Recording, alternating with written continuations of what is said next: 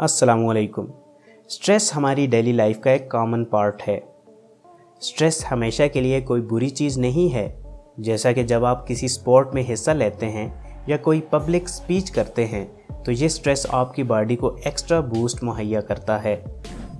लेकिन जब आप किसी मुसलसल स्ट्रेस में मुब्तला रहते हैं, जैसा कि शादी का टूटना, किसी करीबी की मौत, जॉब की टेंशन या जॉब में ज़रूरत से ज़्यादा काम करना वगैरह, ये सारे स्ट्रेसेस आपकी बॉडी और दिमाग में नेगेटिव चेंजेस लेकर आते हैं।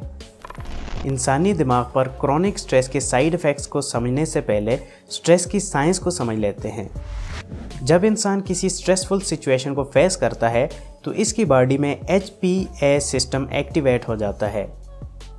HPA मतलब हाइपोथैलेमस पिट्यूटरी एड्रीनल एक्सिस, यानी स्ट्रेस के रिस्पॉन्स में ब्रेन का हाइपोथैलेमस एक हार्मोन सिक्रीट करता है जिसे कोर्टिकोट्रोपिन रिलीजिंग फैक्टर कहा जाता है। यह हार्मोन पिट्यूटरी ग्लैंड को स्टिमुलेट करता है और फिर पिट्यूटरी ग्लैंड इसके रिस्पॉन्स में ACTH को रिलीज करता है।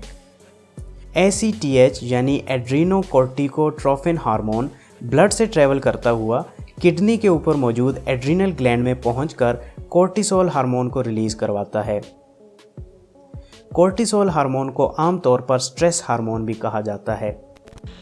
अब क्योंकि यह हार्मोन स्ट्रेस के रिस्पॉन्स में रिलीज होता है तो यह हार्मोन स्ट्रेस को डील करने के लिए आपकी बॉडी में कुछ चेंजेस लेकर आता है।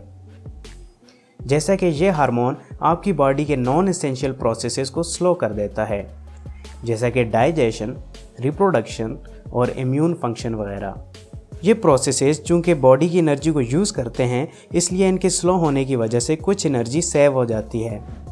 तो हमारी बॉडी इस एक्स्ट्रा एनर्जी को स्ट्रेस सिचुएशन को ओवरकम करने के लिए यूज़ करती है।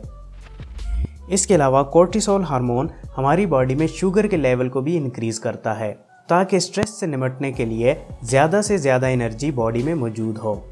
फिर जैसे ही हम स्ट्रेसफुल सिचुएशन से निकलते हैं तो हमारे ब्रेन में मौजूद हिप्पोकैम्पस इस कोर्टिसोल के लेवल को दोबारा से कम कर देता है।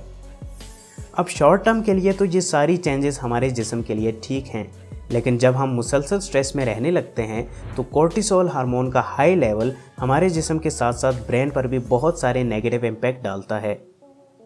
तो आइए जानते हैं कि स्ट्रेस के हमारे ब्रेन पर क्या साइड इफ़ेक्ट्स हैं। Number 1, stress increase mental illness. Researchers के मुताबिक स्ट्रेस से हमारे ब्रेन में मौजूद माइलिन प्रोड्यूसिंग सेल्स ज़्यादा होने लगते हैं। माइलिन एक इंसुलेटिंग फैटी मटेरियल है और इसके ज़्यादा होने की वजह से ब्रेन में मौजूद न्यूरॉन सेल्स में गैप बढ़ने लगता है, जिसकी वजह से कम्युनिकेशन स्किल्स में बैलेंस और टाइमिंग नहीं रहती और फिर आप ठीक तरीके से कम्युनिकेट नहीं कर पाते। Number 2, stress kills brain cells.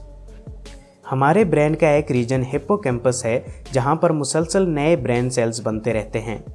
लेकिन जब हम क्रॉनिक स्ट्रेस को फेस करते हैं तो न सिर्फ कोर्टिसोल हार्मोन हमारे ब्रेन के सेल्स को किल करता है बल्कि नए बनने वाले सेल्स के प्रोसेसेस को भी डिस्टर्ब करता है। और ज़्यादातर इसी वजह से बड़ी एज के लोगों में अल्जाइमर डिजीज़ की शिकायत आती है। इस डिजीज़ को डिटेल में फिर किसी वीडियो में डिस्कस करेंगे। Number 3, stress hurts your memory. Brain का हिप्पोकैम्पस हमारी लर्निंग और मेमोरी में बहुत अहम रोल अदा करता है, लेकिन जब हम क्रॉनिक स्ट्रेस में जाते हैं तो हमारा हिप्पोकैम्पस ठीक से फंक्शन नहीं कर पाता, जिससे हमारी मेमोरी वीक होने लगती है और साथ में डिप्रेशन भी जन्म लेता है। Number 4, stress shrink the brain.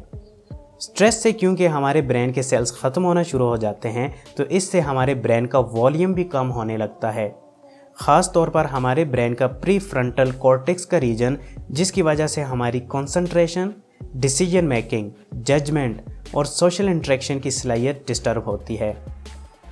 ये तो बात होगी साइड इफ़ेक्ट्स की। अब हम जानने की कोशिश करते हैं कि क्या कोई ऐसा तरीका है जिससे हम अपने क्रॉनिक स्ट्रेस को कम या फिर ख़त्म कर सकें ताकि हमारा ब्रेन हेल्दी रहे।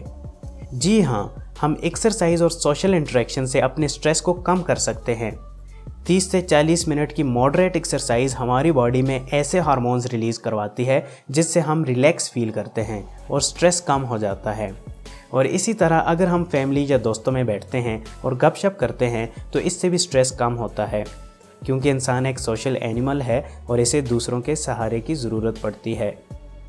इसके अलावा इबादत स्ट्रेस को कम करने की सबसे बड़ी रेमेडी है। वीडियो अच्छी लगी हो तो दुआओं में याद रखिएगा। शुक्रिया। अल्लाह हाफिज़।